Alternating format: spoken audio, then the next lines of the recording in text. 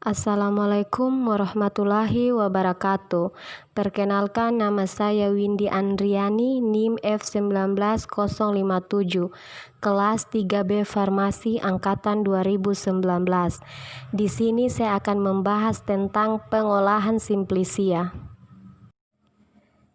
Berikut saya akan memaparkan mengenai pembuatan simplisia. 1. Pengumpulan bahan baku. Bahan baku yang diambil dalam pembuatan simplisia seharusnya didapat dari satu wilayah yang sama, dalam satu kali panen dengan kondisi tanah, air, dan udara yang sama, agar kandungan kimia yang terdapat dalam tanaman tersebut tidak berbeda-beda kadarnya.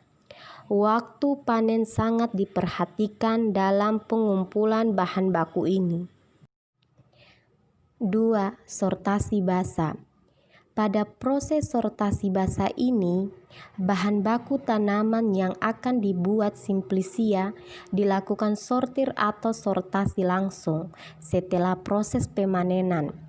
Tujuan dilakukannya sortasi basa ini untuk memisahkan bahan organik asing yang terbawa saat proses pemanenan seperti tanah, pasir, batu, dan lain-lain yang dapat mengganggu pada proses selanjutnya. Walaupun namanya sortasi basa, tapi proses ini tidak menggunakan air untuk mengerjakannya.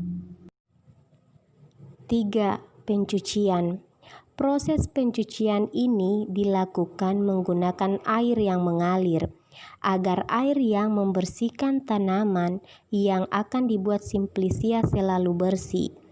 Tujuan dilakukannya pencucian adalah agar lebih membersihkan sisa-sisa bahan organik asing yang masih menempel pada saat sortasi basa. 4. Perajangan. Bagian tanaman yang biasa dilakukan proses perajangan ini, misalnya seperti bagian korteks atau kulit kayu, semen atau biji, fruktus atau buah, rizoma atau akar. Tujuan dilakukannya proses perajangan ini untuk memperluas permukaan bagian tanaman yang digunakan agar pada saat proses pengeringan dapat mengering secara merata dan dengan waktu yang cepat. 5. Pengeringan. Proses pengeringan ini dapat dilakukan dengan 3 cara, tergantung dari sifat kandungan kimia yang spesifik dimiliki oleh tanaman yang akan dibuat simplisia. Pengeringan dapat dilakukan secara modern, yaitu menggunakan oven dengan suhu yang digunakan adalah 40-50 derajat Celcius. Dengan cara tradisional, yaitu menggunakan pemanasan di bawah sinar matahari langsung, dan dapat dilakukan dengan proses mengangin-anginkan. 6. Sortasi kering. Proses sortasi kering atau sortir kering ini tujuan dan maksudnya hampir sama dengan proses sortasi basa.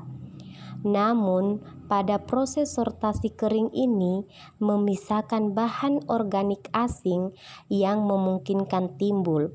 Pada proses pemanasan atau pengeringan, misalnya, apabila ada yang gosong atau pengeringan yang tidak merata. 7. Penggilingan. Apabila simplisia yang digunakan akan dibuat serbuk, maka diperlukan proses penggilingan ini agar mempermudah saat proses ekstraksi apabila akan melakukan pengujian lanjutan. 8. Pengayakan.